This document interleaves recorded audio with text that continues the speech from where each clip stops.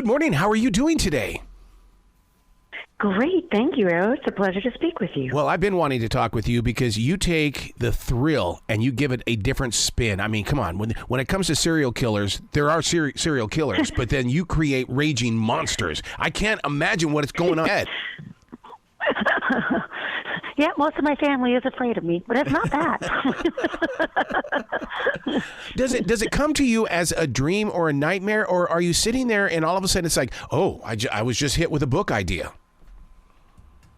Yeah, it's funny. I'm a very character-motivated writer, and, I mean, as crazy as it sounds, the beautiful butcher just spoke to me. Like I was out hiking, and I could just hear her and her rage and her pain so clearly, and I knew then, yes, this is going to be a great thriller.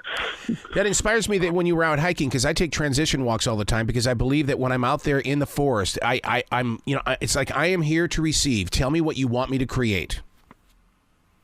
Yeah, they call it active meditation, and as a creative person, I love it. I can't really sit around and find the Zen thing, but if you get me moving, and I have 3 dogs, and this is an integral part of the writing process.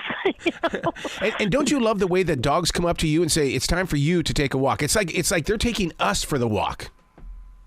Yes, yeah, they're very great coworkers. As a writer, I generally, try to draft pages first thing in the morning, and then the routine is to get outside and go for some kind of hike, which is how I problem solve. Like, how many men did the beautiful butcher kill? What kind of crab should Frankie be scared of on a remote atoll? And then we're off and running again when I get home.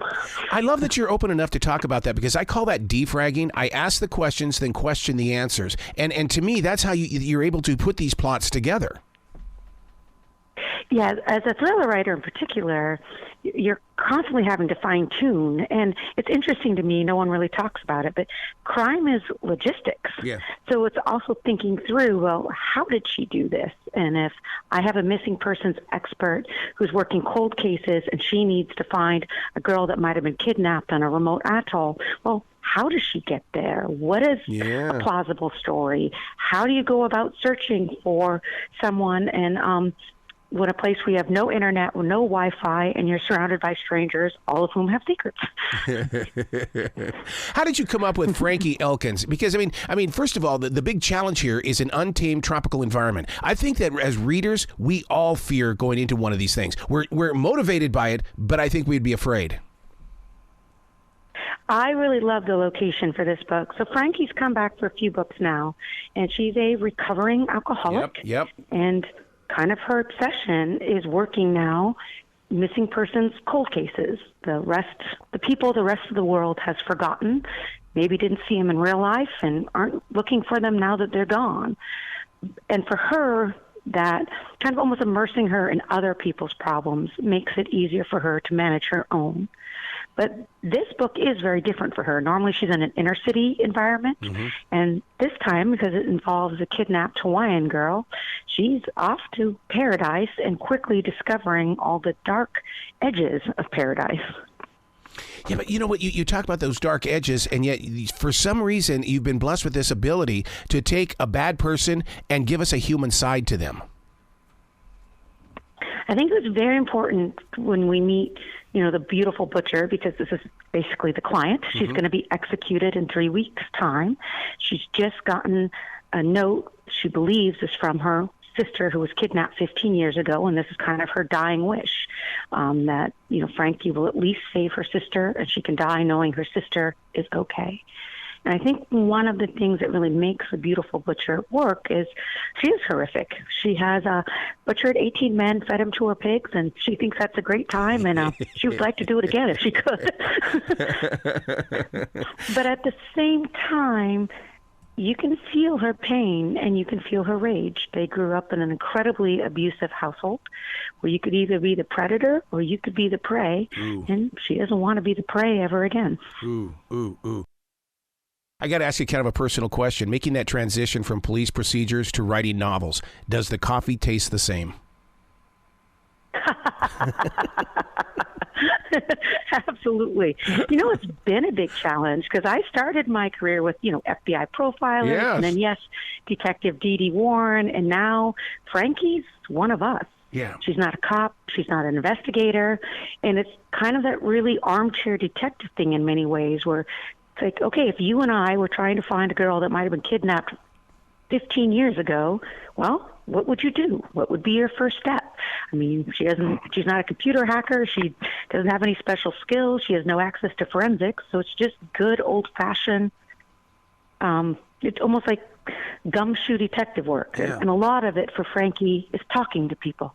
She's an excellent, excellent listener. And particularly in cold cases, it's getting people to open up all these years later and maybe let something slip that's relevant to what happened. Yeah, but with so much action taking place around Frankie and, a recovering alcoholic, how does she keep focused in doing everything that's happening in this book without returning to a bottle?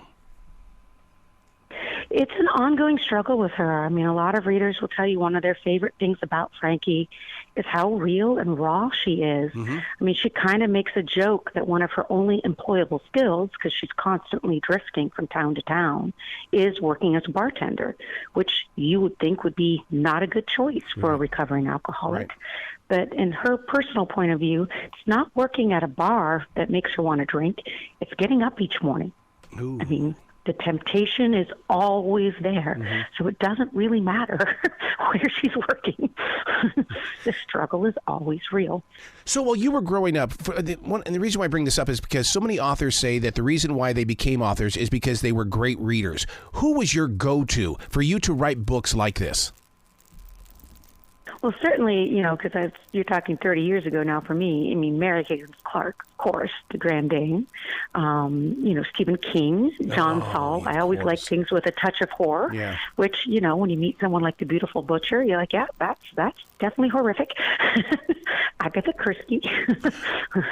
Anything with a dark and stormy night, I had it under my covers by flashlight. That's so funny you bring that up because a lot of the listeners and things like that will not ever understand how we would sneak read. Nowadays, they'll pull up their smartphone and read off a Kindle. But the thing is that when at night we would have that flashlight. That was golden to us. Yes. It's so funny. I mean, my daughter thinks, I first published when dinosaurs roamed the earth because it was pre-internet. Heaven forbid, that did actually exist. There was a time in our lives where there was not Wi-Fi. So when you aren't researching, how are you keeping that imagination activated? Do you create puzzles? What is it because it doesn't go away. I mean, it's always available for us. My whole family, we love puzzles, strategies, games. Yeah. We're all big game players. I do a lot of cribbage, a lot of card games.